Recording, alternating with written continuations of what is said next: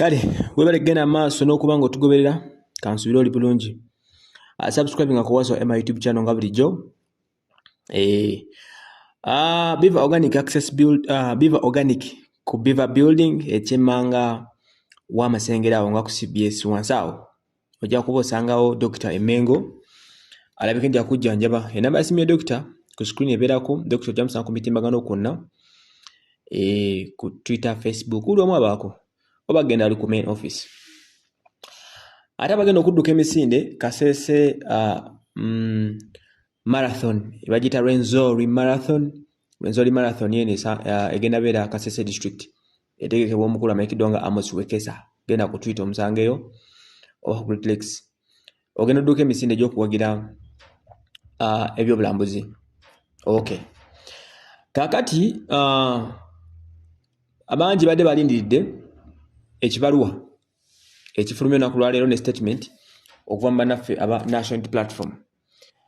Ebbaluwa eno efulumiziddwa olunaku lwaleero ebadde ejjuza ku Zaake ofuluma. Mumanyi ennaku zino zonna ebisinza okutrendinga n'emboozi eziri ku mimwa gy'abantu ebigambo ebikwatagana n'omukulu Mpuuga n'akasente akagambibwa nti keyawuutanya ne banne akawumbi kamu mu obukadde 7 nga ye ezimusongebwako olunwe zigambibwa nti yawuutanyako obukadde 5 ezaamuweebwa abamu ze bayita gratuity naye ng'ate NUP National Platform egamba nti sente zino bamuwaza bamenyi bw'amateeka era ng'avunaanibwa ogw'obuli bw'enguzi n'okutyobola office bwe yali ebiseera ng'akyali leader of opposition oba kulira oluvuganya ababaka b'opposition in parliament.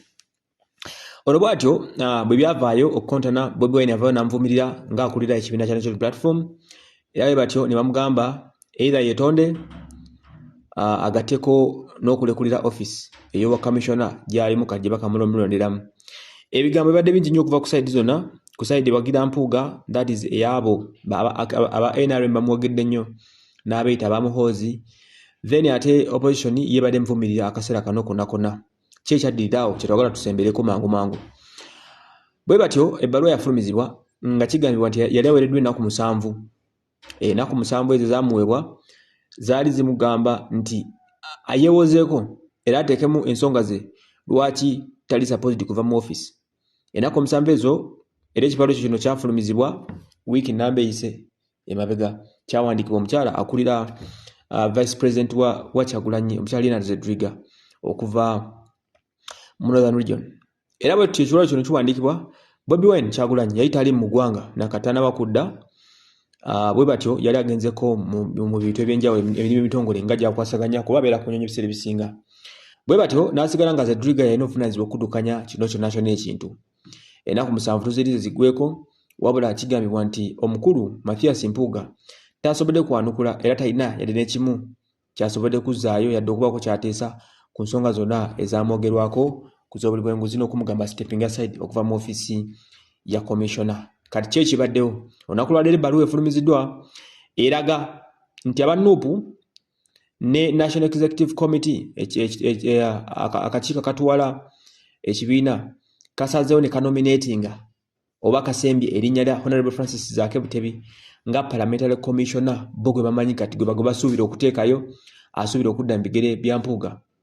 Okusinziira ku kiwandiiko kino ekifulumya ennaku z'omwezi 15 kigamba bwe kiti tetujja nnyo okudda mu bya waggulu eri binnyonnyodde njagala wane wali kowa we tugenda okusoma katono nnyo ndoza ziri paragraph ng'emu 2 we wali amakulu amangi bagamba nti although bamugamba ddem katondeka kwe bagambidde nti although he responded to NEC's request to show cause why he should not be recalled from Parliamentary Commission, he did not provide any satisfactory explanation for engaging in the grave action which goes against the mission values and objectives of the party. In particular, he did not make any attempt to respond to the specific accusations leveled. Nebankubadde omukulu Mpuuga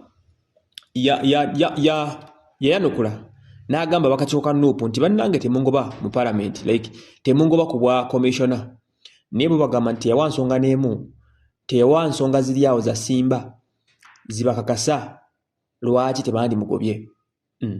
Otumaliza bagamba batya in light of this NEC has resolved to recall has resolved to recall Honorable Matthias Mpuuga from Parliamentary Commission on account of corruption, dishonesty, and abuse of office, and to notify Parliament of the same. Bo bagamba nti n'olw'ensonga eyo NUP esazeewo oba NEC ekulira NUP esazeewo bamugyeyo.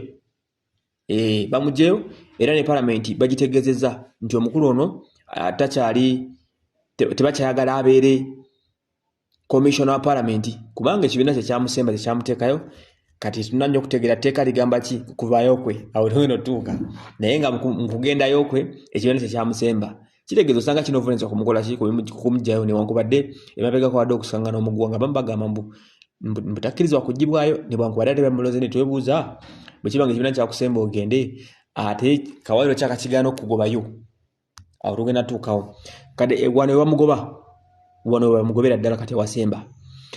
NEC further resolved to nominate Honorable Zaake Butebi as Parliamentary Commissioner. His nomination was informed by the fact that he was illegally removed from the role in March 2022 in order to pave way for the grand corrupt and questionable dealing of Parliamentary Commission that have now come to light. In the coming days, the Parliament will initiate relevant process to effect the resolution.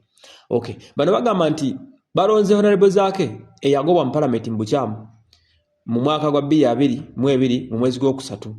N'ekigendererwa ekyaba Parliament okuteekawo ekkubo n'omukutu kwe basobola okuyisaawo enkola zaabwe ez'enjawulo ez'okuliramu enguzi. Era nga ebimu ku byagobya Zaake olw'ensonga nti era agenda maaso n'okulemesa Parliament okukola ebikolobero n'okuliramu enguzi. Bwe batyo bamugoba ne bankubadde NUP egamba nti kale n'ebyakolebwa bisobola okuba nga bivaayo mu right oba bivuddeyo mu kitangale ensi yonna nesobola okuba nga ebimanya. Basemba bagamba nti mu nnaku ezitali za wala ekibiina kijja kuteekawo emitendera n'ebinaagobererwa okulabika nti bafuna komisona owa Parliament ompya. Kakati naawo emboozi erabika egenda kuddamu ekwajje buto. Ekibuzo kiri nti Mpuuga anaava mu ofiisi eno oba taagifulume. Ekyo kimu.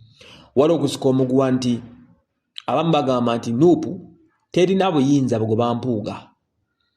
Abalala ne babuuza bweba NUP terina buyinza bugoba Mpuuga ate obuyinza emulonda ebujjawa. Era mujjukira Migobe Bobweni of recent yalogera ku NTV yagamba nti munga amasaagala Mpuuga neze nalonda Mpuuga ne muteeka kuba leader of opposition. Zena kwata Mpuuga ne musemba abere vice president wange mu Buganda. Zena kwata Mpuuga ne musemba abere commissioner. Kakati lwaki simwagala lwaki mugati simwagala.